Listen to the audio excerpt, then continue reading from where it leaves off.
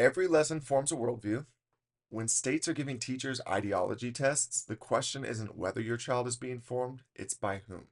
Today, why parent led homeschooling puts you back in the driver's seat and how to build a safe place to question ideas without fear. My name is Dr. Blake Willard, and this is the Parent Educator Project, where you grow yourself to grow your kids. We have a pretty interesting topic today. We're going to look at the ideology that underlies different forms of education, including much of homeschooling. And a lot of people are terrified of the idea of homeschooling, especially those who tend to be against it, because they think that you're going to insulate your children. They're going to be in a bubble. They're only going to be allowed to think certain things. And I think it's important that we are consistent in the reality that all education is ideological and all education carries a worldview that it promotes, whether actively or more passively and subversively. But regardless of the form of education or where you're sending your children to school or even completing the education yourself, there is an ideological bent underlying the things that we say, do, and teach. And so it's important to acknowledge that as a reality and then to align ourselves with an ideology that we think promotes life rather than death.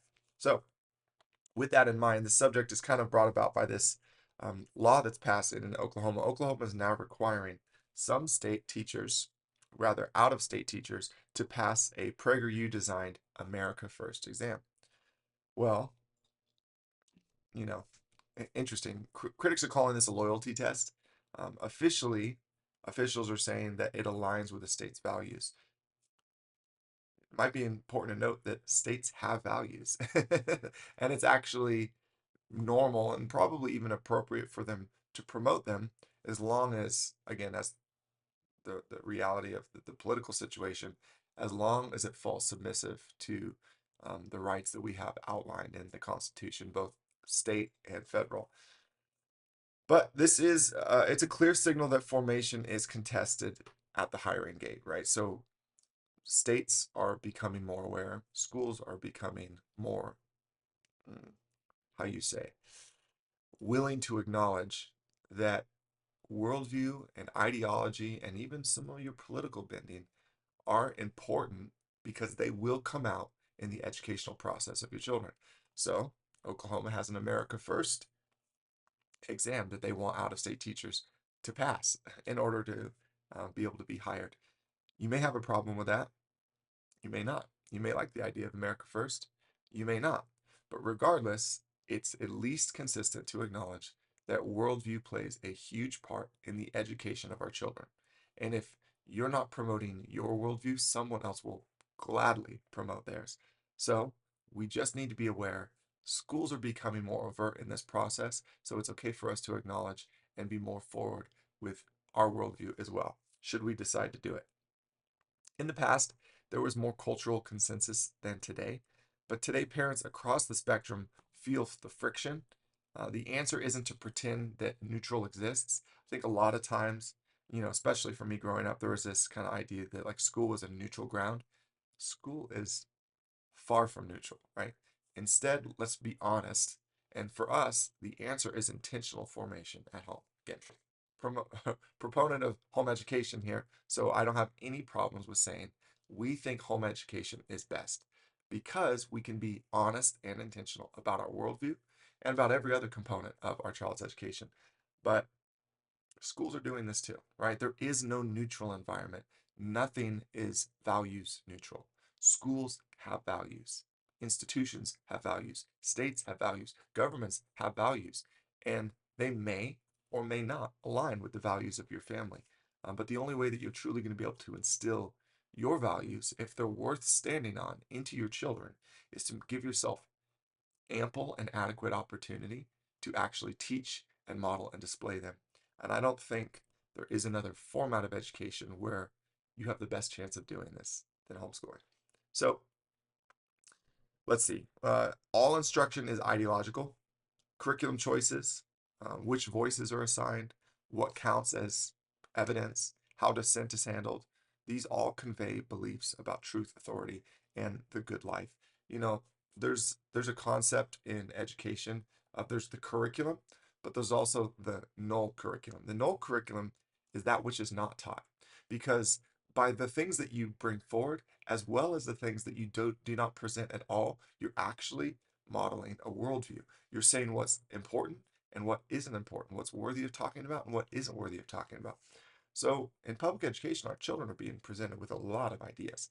Um, as parents, we may not agree with all of those ideas. We may have a lot of problems with what's being presented.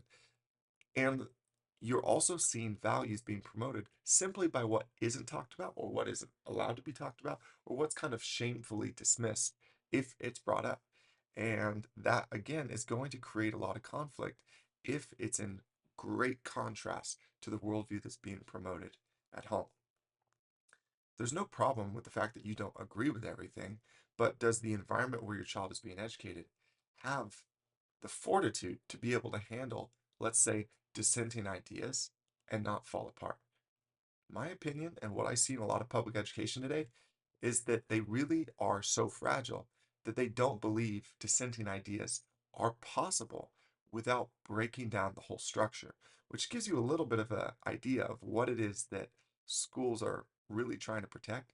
Because if you can't bring forward dissent, then that means that that worldview is fragile. Me, as a Christian educator, I believe that Christianity has proven and stood the test of time that it can handle your complaints, it can handle your criticism, it can handle your dissent, and you can still talk about it, and it's not going to shatter, right? There really is and has been an answer formed for every possible critique that's out there about Christianity. And so we don't need to be afraid of it, right? If that is the worldview that you come from, meaning that you can bring in ideological diversity within a home education without the fear that it's going to destroy everything. Part of the emphasis of home education for a lot of families is teaching our children critical thinking.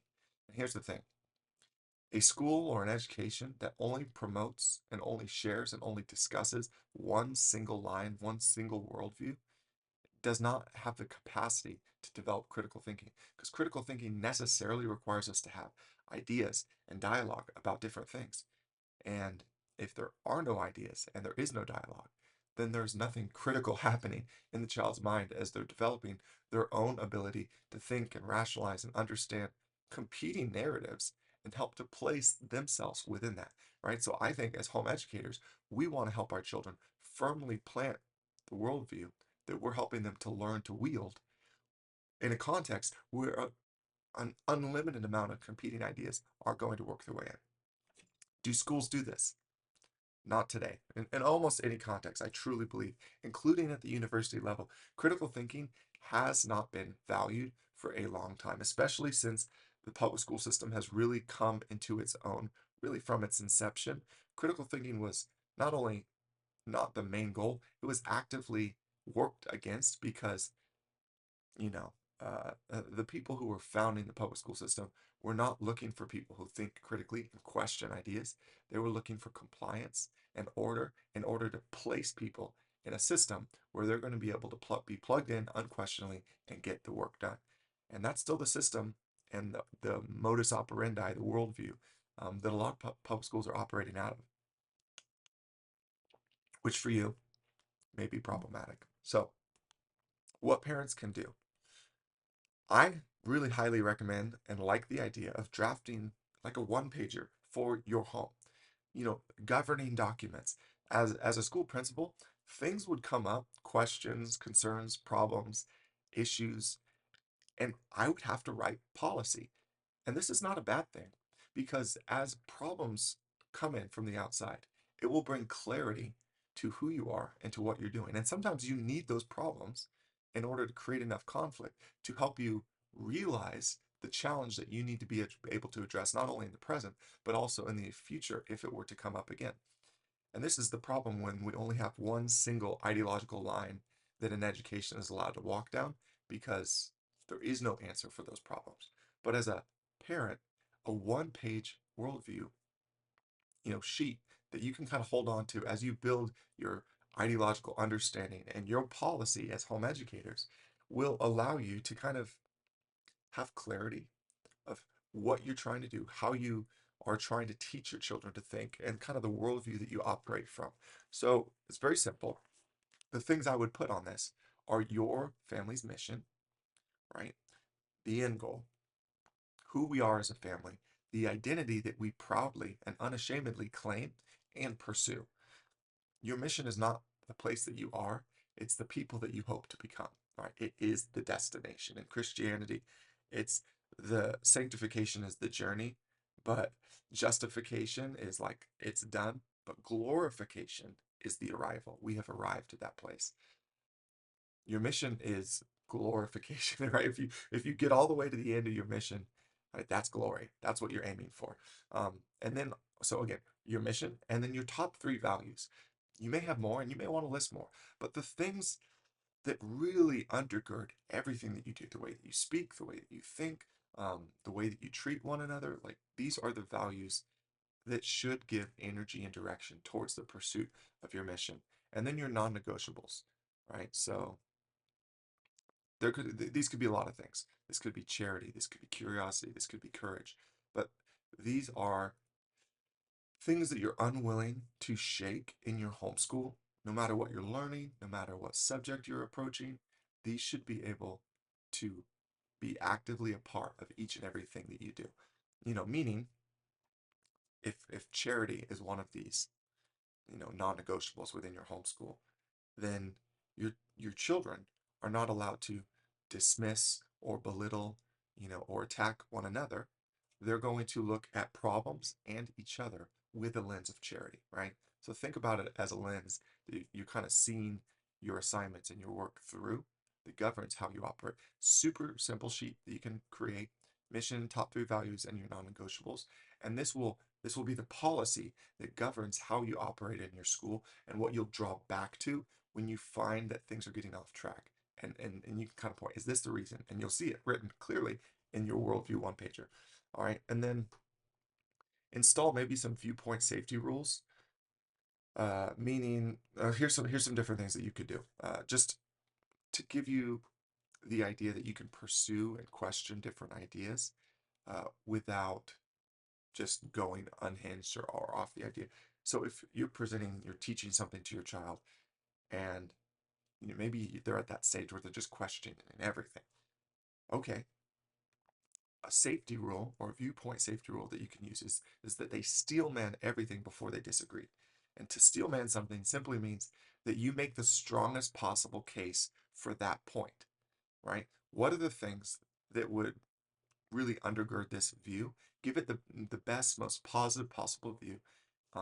And if there still is question, then they can bring in their disagreement. And then another safety rule, questions are welcome and people are respected. Meaning if we're talking about someone else, we're not just going to instantly belittle them. We can ask questions, and that's a good thing, but we're going to do it with, let's say, charity, curiosity, and courage, right? So creating these different ways of operating that help govern not only a safe education, but a healthy mindset with which your children can pursue any idea. Another one that we could have is we learn facts, but we test interpretations, meaning facts are facts. One is one, two is two, three is three. But how that fact is interpreted, there's a there's a wide spectrum out there in the world for how the same information can be interpreted. One person can call this thing good, another person can call this thing evil, and that all has to do with how they're interpreting the information, right? And so we want to test interpretations and teach our children that they can question things and to come up with, let's say we're reading a newspaper article together. We're doing worldview training.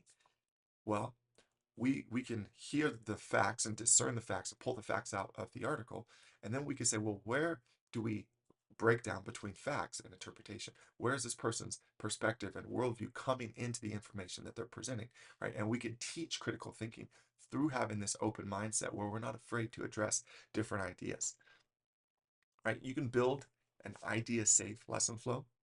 Teach once, kids question, you map claims versus evidence. Everyone writes one thing that they still wonder, right? This is just creating an idea that It's okay to be curious. It's okay to ask questions. It's a good thing. We want to then, again, be able to learn to differentiate between facts and interpretations. We're trying to teach everyone how to utilize their mind. And again, I don't think you can really learn to be a critical thinker unless you come in contact with ideas that are critical of your worldview.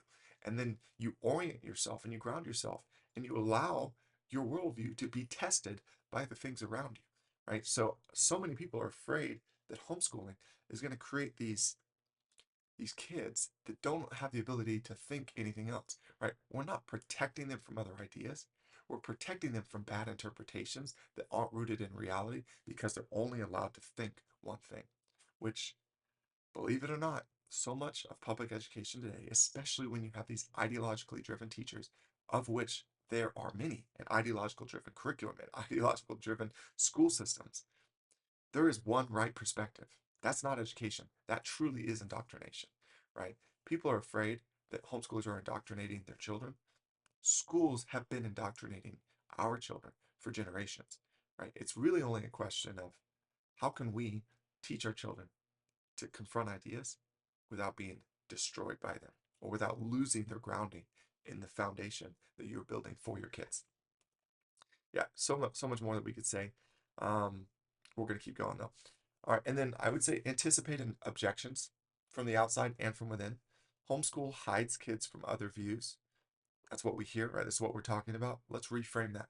We expose them, but with safety and scaffolding, right? So that they can test ideas without social penalty for thinking the wrong thing, right? You want your children to have the freedom to come to you with anything, right? And it may seem weird. Like, where did that come from? Tell me about why you think that, or where'd you get that idea?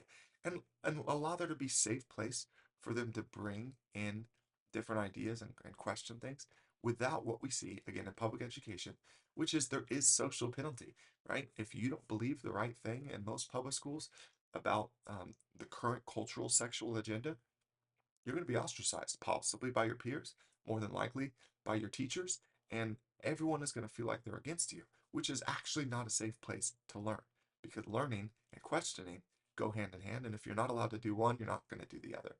Um, and then what's the other critique? What about socialization? Okay, because these are the objections that are constantly coming in. We plan for co-ops, we have churches, we have teams, we have service, we have all these different things that we do to create a robust education that brings into conflict and our worldview with other people and allows our children to question themselves and others and again build critical thinking, something that you can't have without a contrast of ideas, which homeschoolers create. You scaffold and you provide safety and you undergird your children's thinking with your worldview, but that doesn't mean that you don't allow that worldview to be questioned, right? And that is not isolated, it's insulated. And insulated means we protect our children from certain things. Isolated means we prevent them from being able to, come in contact with other ideas altogether. I actually believe most public education is isolating. It's isolating children from ideas, but it is not insulating. It's exposing them to all sorts of things, right? I want to insulate my children from violence, cruelty, pornography, abuse, right? These are good things to insulate our children from.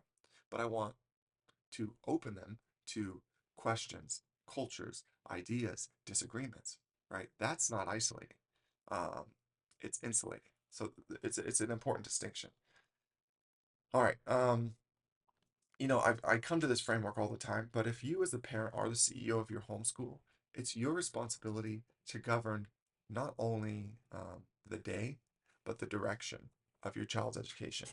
And when you set a clear mission, values, and goals that are undergirding where you're going, you can be confident that your values as a family are strong enough for your children to stand on without being blown over every time another idea comes into your household.